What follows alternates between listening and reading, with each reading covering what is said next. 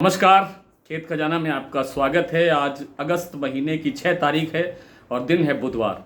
पिछले कई दिनों से गेहूं, चना आदि पर और सोयाबीन पर विशेष रूप से डिमांड आ रही है कि इन पर भी बात की जाए और कुछ लोगों की डिमांड है कि ग्वार पर बात की जाए। तो ग्वार पर तो आज अभी अध्ययन नहीं हो पाया है। हमारी टीम ने अभी जो 2-3 पॉइंट दिए हैं वो है चना पे और सोयाबीन पे और थोड़ा सा गेहूँ पे। तो बात शुरुआत करते हैं चना से। चना के अंदर देखिए फिलहाल बाजार में अच्छी तेजी बनी हुई है। दिल्ली लॉरेंस रोड पर आज का जो भाव है इस समय का वो है 6400 रुपये राजस्थान लाइन और 6325-50 रुपये का भाव है एमपी लाइन का। दिल्ली लॉरेंस रोड की मैं बात कर रहा हूँ। तो अब यहाँ से चने की जो डिमांड है वो चूंकि अब त्योहारी सीज़न बढ़ने वाला है तो त्योहारी सीज़न की डिमांड बढ़ेगी, चने की दाल की मांग बढ़ेगी, बेसन की मांग बढ़ेगी, इसलिए चने के अंदर डिमांड बढ़ने की संभावना है और चने की डिमांड बढ़ेगी तो भाव भी थोड़ा बढ़ेगा। 200 रुपये से लेकर के 300 रुपये तक की अभी तक तेज़ी की गुंजाइश अभी भी बाकी है, क्योंकि पिछले सीज़न में चना का जो उत्पादन था वो काफ़ी कमज़ोर माना गया था। हालांकि बाहर से हमारा आयात भी बढ़ रहा है और अब फिलहाल अभी तंजानिया से भी हमें अभी चना मिलने की उम्मीद है, चना आयात होने की संभावना बन रही है। इसके बावजूद क्योंकि जो स्टॉकिस्ट है वो घटे भाव में बिकवाली नहीं करेंगे और त्योहारी सीज़न की खरीद बढ़ेगी, तो इसमें चने के अंदर अभी 200 से 300 रुपये की गुंजाइश यहाँ से तेज़ी की संभावना लगती है। ऐसा हो सकता है, ये हार्ड लाइन नहीं है कि जो मैं कह रहा हूँ वही होगा, आप अपने विवेक से काम करें। गेहूं की बात करें तो गेहूं अभी 2860 रुपये 70 रुपये के आसपास चल रहा है और 2880 रुपये तक का कारोबार हो चुका है। ये भी दिल्ली लॉरेंस रोड की बात मैं कर रहा हूँ। दोनों भाव सेम है, जयपुर लाइन का भी एमपी लाइन का भी 2860 रुपये 65 रुपये के आसपास का कारोबार इस समय हो रहा है।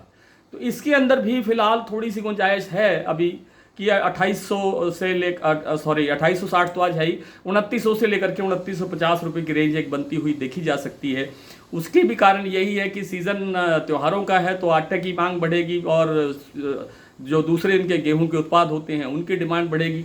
इनकी डिमांड बढ़ने से बाज़ार के अंदर थोड़ी सी सुधार की संभावना बन सकती है। लेकिन गेहूं में सबसे बड़ा जो खतरा रहता है वो ये है कि सरकार के पास जो बफर स्टॉक है वो पावरफुल है, काफ़ी मजबूत स्टॉक है और वो स्टॉक कभी भी सरकार बढ़ती महंगाई से परेशान होकर के आप कह सकते हैं या कथित तौर से महंगाई को रोकने के लिए आप कह सकते हैं, ये बफर स्टॉक में से जो खुले बाजार में बिकवाली है वो निकाल सकती है।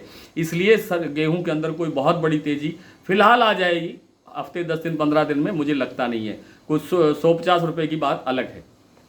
सोयाबीन पर मैं कई वीडियोस में बता चुका हूं कि सोयाबीन की जो हमारी इस साल की जो क्रॉप है वो बेहद कमज़ोर है। बिजाई 5 से 6% कम हुई है इस साल, अभी तक की जो बात सामने आई है, सरकारी आंकड़े जो आए हैं।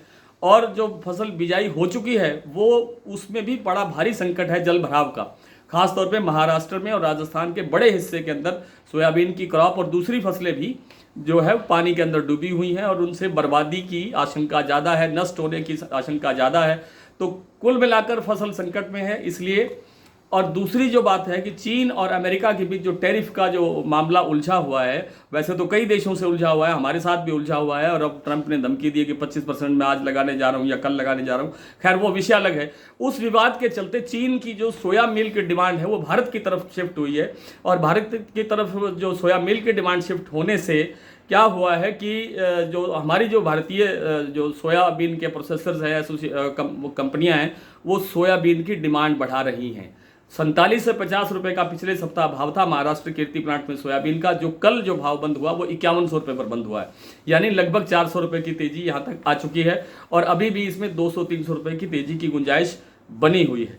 तो सरसों के बाजार के बारे में तो दोपहर के वीडियो में या शाम के वीडियो में बात करेंगे, लेकिन सरसों में आज लगता है कि बाजार स्टेबल सा रहेगा, सुस्त सा रहेगा, कोई बड़ी तेजी की या बड़ी गिरावट की गुंजाइश लगती नहीं है। अभी इतना ही, शाम के वीडियो में विस्तार से बात करेंगे। तब तक के लिए नमस्कार।